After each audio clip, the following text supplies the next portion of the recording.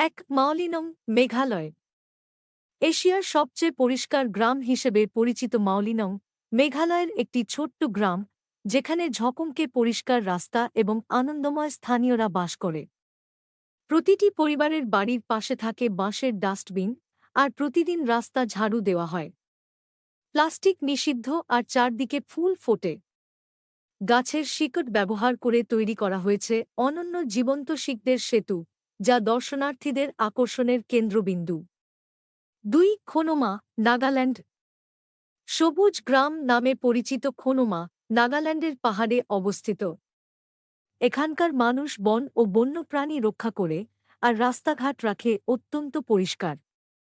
তারা জৈব চাষ ও ৩. বর্জ্য পুনসারি, ব্যবস্থাপনায় গুজরাট। অগ্রগামী। গুজরাটের খোনোমা এই প্রকৃতি গ্রামটি ও ঐতিহ্যবাহী সমস্যা পরিষ্কার-পরিচ্ছন্নতার এক সমাধানের সুন্দর জন্য উদাহরণ। আধুনিক উপায় ব্যবহার করে।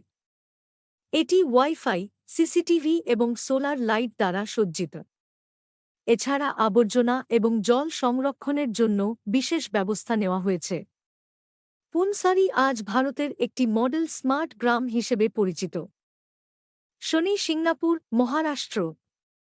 দেবতার প্রতি আস্থার কারণে দরজাবিহীন ঘরের জন্য কুখ্যাত শনি সিংনাপুর সত্যি খুব পরিষ্কার।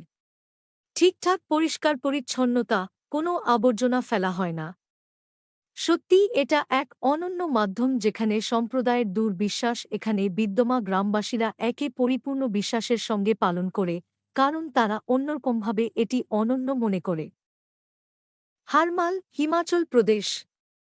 মনোরম পাহাড়, ধানক্ষেত এবং শীতল বাতাসের কারণে হারমাল তার পরিবেশকে অনেক বেশি আবর্জনামুক্ত রাখে। গ্রামের লোকেরা বর্জ্য ব্যবস্থাপনায় অত্যন্ত সহযোগিতা করে এবং জৈবভাবে ফসল চাষ করে।